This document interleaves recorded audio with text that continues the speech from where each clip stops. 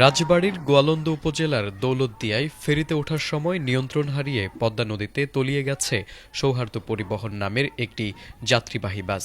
আজ বুধবার বিকেলে ৩ নম্বর ফেরিঘাট এলাকায় এই ভয়াবহ দুর্ঘটনা ঘটে। বাসটিতে ঘটনার সময় আনুমানিক ৪০ থেকে ৫০ জন যাত্রী ছিলেন বলে জানা গেছে।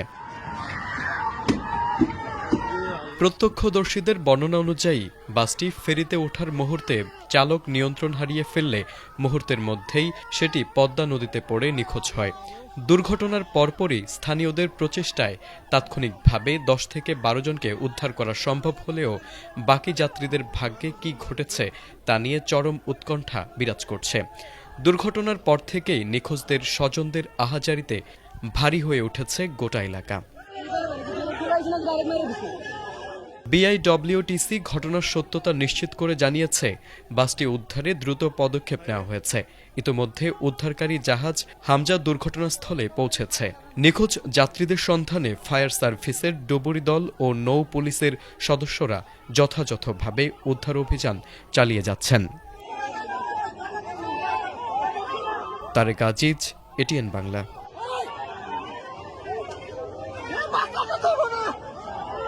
বহু মানুষ আছে তো বাসের ভিতরে।